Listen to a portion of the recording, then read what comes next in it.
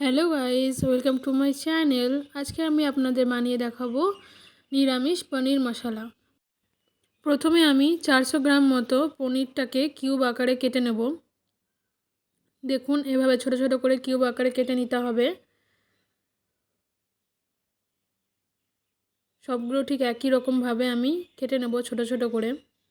আপনারা পছন্দের মতো শেপে কেটে নিতে পারেন। দেখুন, সবগুলো কাটা হয়ে গেছে। তারপর একটা মিক্সিং জারে একটা মতো টমেটো আর 1 ইঞ্চি আদা আর 10-12টা মতো কাজু বাদামকে ভালো করে পেস্ট করে নেব। তারপর একটা কড়াইয়ে কিছুটা সাদা তেল দিয়ে তাতে আমি এই কিউব করে রাখা পনিরগুলো হাফ হাফ করে ভেজে নেব। একেবারে সবগুলো দেব না, হাফ হাফ করে ভেজে নেব। দেখুন, আপনাদের দেখিয়ে দিচ্ছি আমি।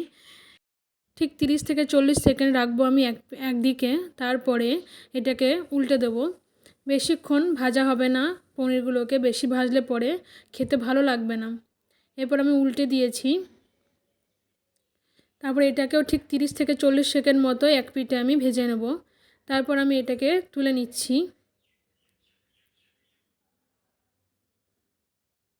তুলে নেওয়া হয়ে গেলে আমি সেই একই রকমভাবে আরেক ব্যাচে আমি ভেজে নেব।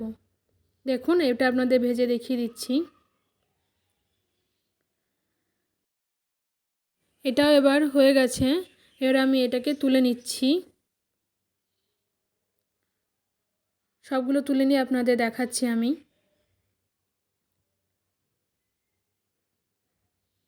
দেখুন, সবগুলো তোলা হয়ে গেছে। ঠিক এইভাবে ভেজে নেব, বেশি ভাজা যাবে না। তারপর ওই তেলেই আমি গরম মশলা দিয়ে দেবো, গোটা গরম মশলা। এতে থাকবে একটা দারচিনি স্টিক, দুটো বড় এলাচ, দুটো ছোট এলাচ, আর দিয়ে দেবো লঙ্কা। 4টে মতো কাঁচা লঙ্কা ইউজ করেছি। আপনারা আপনাদের পছন্দ মতো ঝাল ব্যবহার করবেন। তারপর এখানে আমি যে পেস্টটা তৈরি করে রেখেছিলাম সেই পেস্টটা দিয়ে ভালো করে নেড়ে চেড়ে নেব। এতে আমি কিছু মশলা যোগ করব, যেমন 1 চামচ মতো হলুদ আর 1 চামচ মতো ধনে গুঁড়ো, 2 চামচ মতো জিরে গুঁড়ো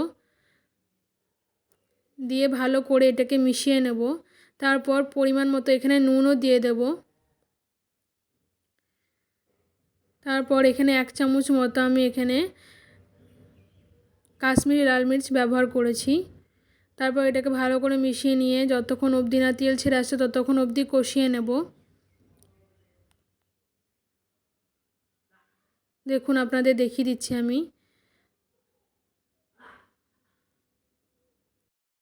তেল ছেড়ে এসেছে দেখুন। তারপর এতে আমি 3 চামচ মতো দই দিয়ে দেবো।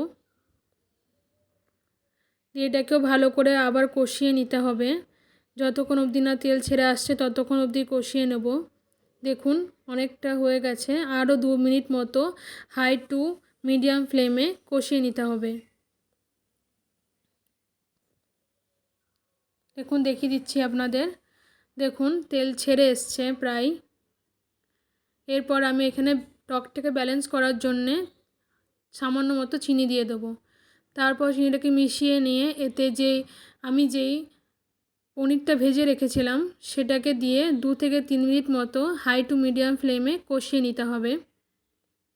কষানো হয়ে গেছে। এবার আমি এখানে কিছুটা জল ব্যবহার করেছি।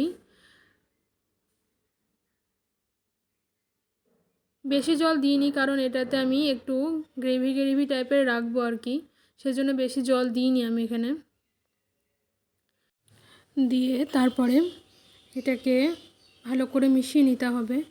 তারপর মিশিয়ে নিয়ে প্রায় 5 থেকে 6 মিনিট মতো লো টু মিডিয়াম ফ্লেমে আমি এটাকে ফুটিয়ে নেব। যখন জলটা একটু টেনে আসবে তখনই আমি এখানে 2 চামচ মতো ঘি দিয়ে দেব আর ছোটো চামচের 1 চামচের মতো গরম মশলা দিয়ে দেবো। দিয়ে ভালো করে মিশিয়ে নেব ভালো করে। তারপরে এটাকে আমি আরও 2 মিনিট মতো ফুটিয়ে নেব। দেখুন, এবার আমাদের হয়ে গেছে, জলটা পুরো টেনে এনেছে। এবার আমি নামিয়ে নেব। দেখুন, হয়ে গেল আমাদের আজকে নিরামিষ পনির মশলা। বাড়িতে একবার এভাবে বানিয়ে দেখবেন, খেতে খুবই ভালো লাগবে। যদি আমার এই রেসিপিটি আপনাদের ভালো লেগে থাকে তাহলে লাইক, কমেন্ট এবং সাবস্ক্রাইব করে দেবেন। ধন্যবাদ।